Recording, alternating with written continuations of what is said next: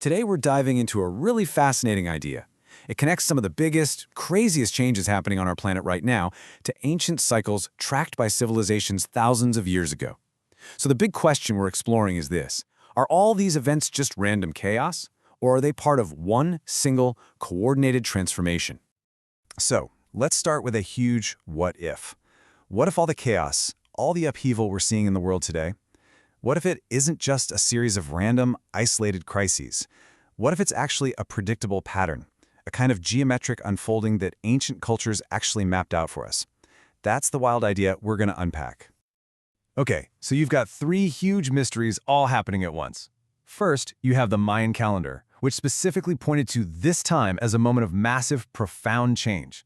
Second, our planet's magnetic North Pole is literally racing across the Arctic at a speed we've never, ever seen before. And third, the sun is waking up with an intensity that is just blowing past all the scientific predictions. So, you gotta ask, right?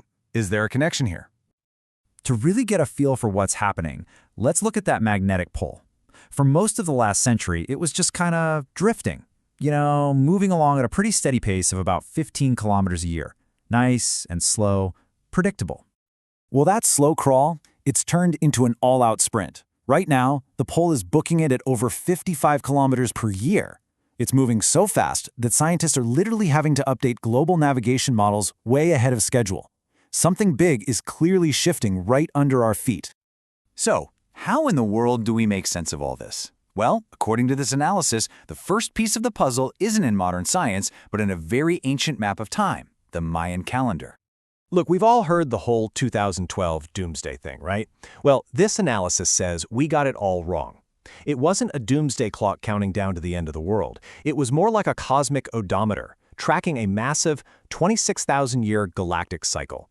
A cycle tied to the evolution of consciousness itself. So 2012 wasn't an end, it was the moment the odometer rolled over, starting a brand new cosmic chapter. And this is the engine that drives those cycles. The Maya, in this view, saw all of creation unfolding in 13 distinct stages. Every single transformation, from a tiny seed growing into a tree to an entire galaxy turning, follows this exact pattern. It starts with initiation, moves through manifestation, where you see the physical effects peak, and then on to liberation, and finally, transcendence into something completely new. And here's where it gets really cool. They saw this 13-step pattern repeating on every single scale, like cosmic Russian nesting dolls. You have daily cycles, generational cycles, cultural cycles, all fitting perfectly inside that grand 26,000-year galactic one. And hey, pay attention to that Baktun cycle, 144,000 days. That number, 144,000, is seen as a key harmonic in this whole model. Okay, so we've got this galactic clock ticking away through its 13 steps. Now, let's zoom in from that massive cosmic scale and look at our own planet's heartbeat, its magnetic pulse. You see, Earth's magnetic field has its own gigantic cycle. It flips its north and south poles every 300,000 years or so. It's a really, really long, slow process, until suddenly, it isn't.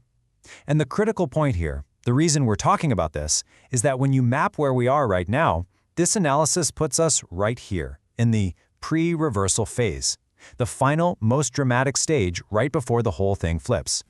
And the evidence for this is absolutely everywhere. The crazy speed of the pole, the weakening of the entire magnetic field, this growing weak spot over the South Atlantic, these are all classic, textbook signs that a reversal is in the works. And in that 13-step Mayan model, this kind of chaotic breakdown of an old system, that's position 11, liberation. It's the moment of breaking free. So we have the galactic cycle starting a brand new chapter. We have the Earth's own magnetic cycle reaching this dramatic climax. But wait, it doesn't stop there. This is where the theory proposes something truly extraordinary, what it calls a triple convergence. This is it. This is the core thesis right here. The suggestion is that right now, in this decade between roughly 2020 and 2030, three absolutely massive and independent clocks are all hitting their final, most intense phases at the exact same time. You've got the galactic cycle hitting transcendence, you've got Earth's magnetic cycle in liberation, and get this, the sun's own 11-year cycle is also approaching its maximum, which lines up perfectly with that same chaotic high-energy phase. It's a synchronized transformation on every level. So, what on earth does this mean for us, the people actually living through it? Well, it probably feels like chaos, disruption, uncertainty. But according to this whole analysis, what we're actually experiencing might be a highly ordered, perfectly coordinated geometric completion. Think of it as a planetary scale system upgrade. And that leads us to the most profound part of this whole idea. If this convergence isn't random, if it's a structured event, then is it a crisis we should be afraid of, or is it an opportunity we're meant to embrace? The perspective here is actually incredibly optimistic. The idea is that this isn't a threat at all. It's an evolutionary trigger, a rare window of opportunity, being kicked off by these immense energetic shifts, for a fundamental upgrade in consciousness, for us as individuals and for humanity as a whole. The source material really sums it up with this powerful quote. The reversal of poles is the reversal of roles, from passive experiencers to active creators of reality. Just let that sink in for a second. It's suggesting a total shift in how we relate to the world around us. And you can see the ripple effects of this convergence everywhere. It's a massive interference pattern touching everything, our climate, our technology, our social structures, even our own biology. But look closely. One of the biggest pieces of this pie is consciousness expansion. The disruption isn't just chaos for chaos's sake. In this model, it's the very thing that sparks the growth. So we'll end with this final thought. This analysis doesn't just lay out a fascinating theory about cosmic clocks. It leaves every one of us with a really provocative question. What if this whole thing, this transformation, isn't a movie we're supposed to just sit back and watch? What if it's an invitation to consciously participate in the single most significant transformation of our time?